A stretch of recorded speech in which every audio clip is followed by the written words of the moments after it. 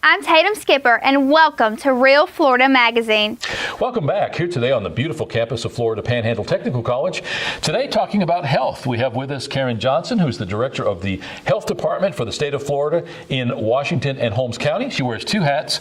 We're going to be talking today about some generalities of the health department, maybe some of the services they provide of which you should be aware. But my personal choice today, and the thing I'd really like to talk about a little bit, is Zika. You've heard about it in the news. There's a lot of misinformation, a lot of non-information, a lot of confusion. Maybe we'll cover the highlights of what you should be aware and maybe some of the prudent things that you should do or not do in reference to that virus. We'll be right back.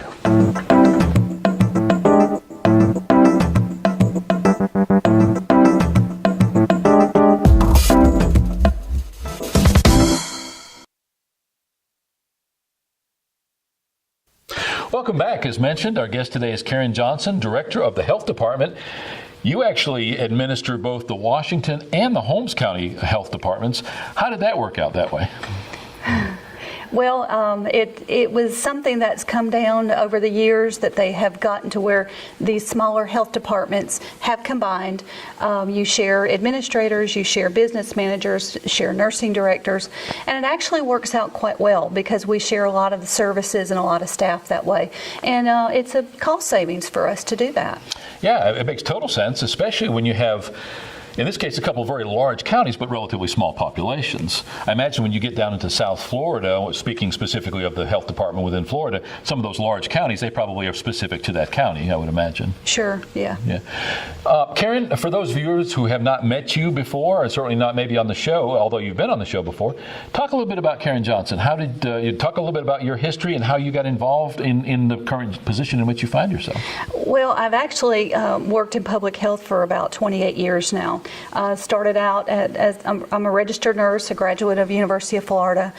Started out working in different programs within public health, and then progressed on and went back to school, became a women's health nurse practitioner, provided a lot of the women's health services for the health department. And then the opportunity came up to become an administrator, and I felt like I was kind of ready to move into that role. Yeah, where did you come from most recently? Actually, Holmes County is where I spent most of my time. So just sort of a lateral move here, keeping those duties in Holmes County, but then just acquiring Washington. You've been a real asset to us in Washington County. I know that. We've certainly had a string of great people in that position, but you're actually a member of the Kiwanis Club here, so we have the opportunity to call on you from time to time to give us a program within that environment. You know, many times people are really not aware of what the health department does. If they need a flu shot, if they are in a situation where they're going to avail themselves of one of your services, then they find out at least that what that portion of it does. Talk in broad strokes, in this part of Florida with Washington and Holmes, what exactly in the way of services does our health department provide, and for which people would those be appropriate? Yeah, and you know, I was talking to my staff the other day about this because I don't know if people are aware, but when you need immunizations for your children, we really are the experts. We get tons of training, we get audited, we know immunizations for children. So we're a great resource if you need, any infant child immunizations. We are a great resource for family planning, birth control methods, women's health. We're really experts in that field. We get tons of training on this. We get funding for this. And for those folks who cannot afford to purchase birth control methods or things that just are out of their reach, we have those things available at free and reduced cost, and our people are trained very well in that. We also provide primary care services. So we have a full-time physician, Dr. Swift, who's excellent. We have two full-time nurse practitioners. They're very, very good, and they're local people, and we just provide great services. I went to the local doctor the other day myself, and they took a history on me, and it was very, very simple, not much to it. And I look at what we do, and we have elaborate histories, and we have elaborate ways of recognizing when there's a problem based on the things that we're asking. We do a lot of great services, and then we provide you with a lot of your environmental health services out in the public. When we see that there's a sanitary nuisance, we're sending somebody out to check on that to keep the public safe. So those are just a few of our services. I could go on and on because we've got so much. But one thing I do want to say, though, is starting in March, it's the second and fourth Monday of every month at 2 o'clock. It'll be at Holmes County Health Department. We are starting a breastfeeding support program. So any woman out there who's going to breastfeed and needs support, come out. It's free. You're going to have other peers around you. If you're thinking of breastfeeding, come out and join the group because it's going to be really good. There seems to be a real focus on just that, breastfeeding, here. When I say recently, within the last few years, Melissa Reddick with Chipola Healthy Start recently came on the show talking about an upcoming awareness program for just that, breastfeeding. Yes. Obvious health benefits, colostrum, that milk, that providing nutrition and vitamins that you can't get anywhere else. And you want to touch briefly on the benefits of breastfeeding? Sure. I mean, the health benefits for mom they have found in studies that women have less risk of breast cancers, ovarian cancers if they breastfed. For mom, not just the baby. For mom, less risk of those types of cancers if they breastfed their babies. Not to say that they might not get it, but they have a decreased risk of developing those cancers. Of course, there's the economic factor in it. It's cheaper to breastfeed than it is to formula feed. And for babies, they have found that there's lower risk of respiratory diseases, lower risk of sudden infant death syndromes. So it's really to the mom's benefit, to the baby's benefit. Plus, we see less obesity in children that are breastfed versus formula fed. Wow. So there's a lot of advantages to it. Florida has a Healthy Baby initiative going on right now that we are a part of, and it is actually really pushing for those programs that will decrease infant mortality for Florida, because our numbers are higher than the national average. So breastfeeding is a big piece of that, because we want to decrease infant mortalities. We want less sudden infant death syndrome in children, so breastfeeding is tied into that. There's just a lot of good things going on to that push that movement towards breastfeeding. Yeah, as the health department in Holmes and Washington County, you're under the auspices of the Florida Department of Health. Yes.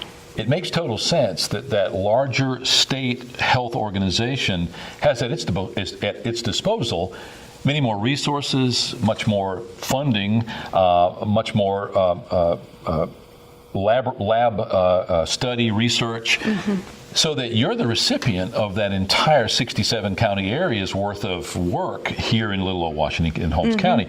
So it makes sense that you here locally as the health department, using those resources, would have more at your disposal and would be able to give a more holistic approach to many things versus just a regular physician here in town. Not competing against them, but right. That you would have those resources. And we don't want to compete against them. We actually partner with a lot of them.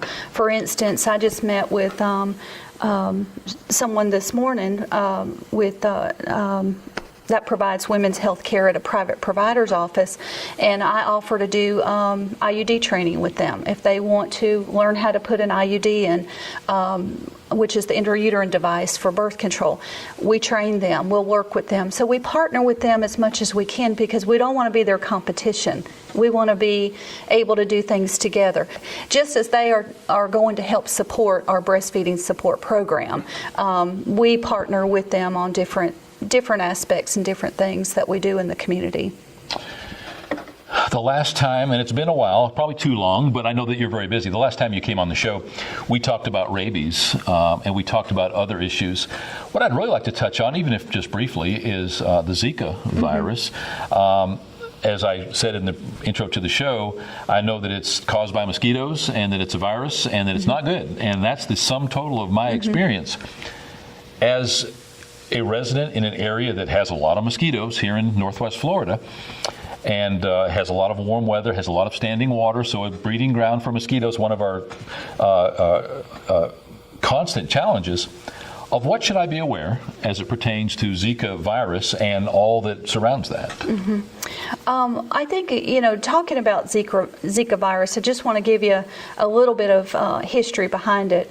Where they've seen the largest cases of Zika virus have been in other countries. In the United States, we don't have a true case of Zika virus that we contracted within the United States.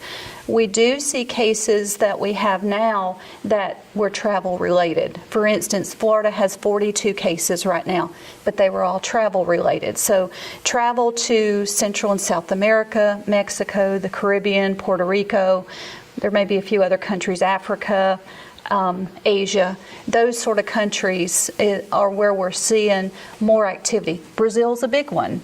Brazil actually did see numerous cases of microcephaly in newborns. Microcephaly is a small head, which means a small brain, which means learning disabilities and other things. And they're still doing studies to see, is that related to the Zika virus? And this is where with Zika, what we're really working in Florida to do is to protect ourselves against mosquito bites, because Zika is transmitted through a mosquito bite. It can also, though, be transmitted through sexual contact or mom to baby. So those are three ways that you could get a transmission, but it starts with a mosquito bite. So in Florida, yes, we have lots of mosquitoes in Florida. What we want to do in Florida is protect ourselves against mosquito bites. That's difficult, but things that we can do: drain any standing water around your home. When you're outside during those peak areas that mosquitoes will bite, you want to make sure you're wearing long sleeves, long pants, socks, shoes, spraying your clothing and any open skin, any skin areas with your insect repellent that's got some DEET in it, and making sure, like, if you're opening windows, make sure you've got screens that are covering them. Now, are you going to get real sick if you get Zika?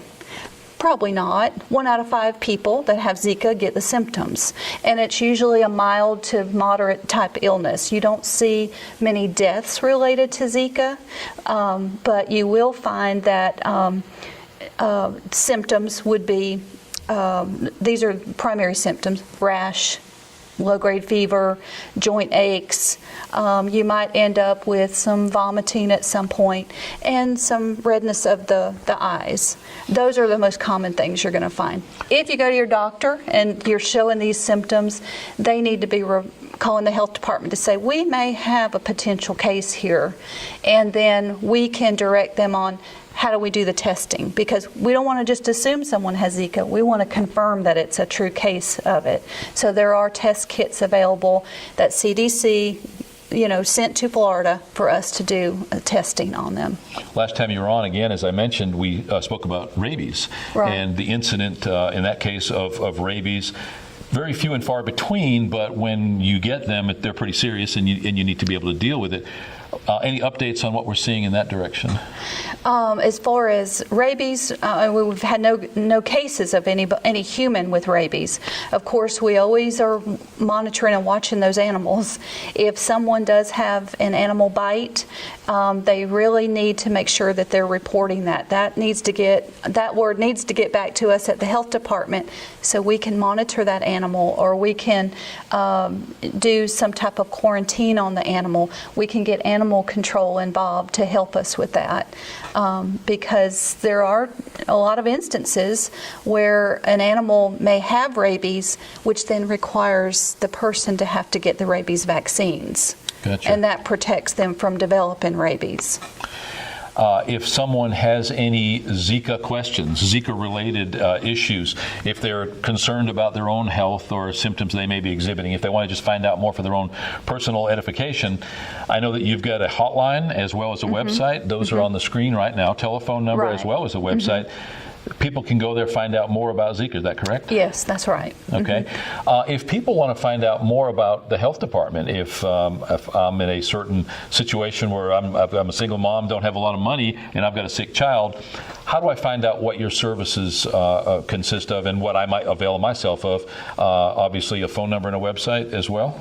If you want more information about health department services, you can Google the health department, or you can Google the Florida Department of Health. It'll give you a link even to local health departments, or you can call us locally, Google our number, and get that information. But the websites are great because they're updated all the time with new information, and they have the Zika information on them too.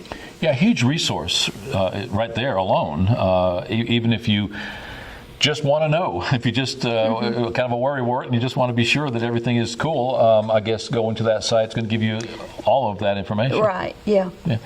Let's don't make it quite so long next time you come on. Okay. I would like for you to consider it an open invitation. Come on regularly. Let us know. I know you're very busy, and with that said, I think that every time you come on, we learn something. So I can't help but think that it'd be of value to our viewers and listeners. Okay, sure. Thank you. And thanks for taking the time today. Okay. Our guest today has been Karen Johnson, Director of the Health Department here in Washington and Holmes County, Florida. Again, just as every time she comes on, Karen is certainly makes us aware of the current situations. Again, Zika, one that I need a little reassurance on. I feel that way now. I learn something with every show. Hopefully you do too. We'll be right back.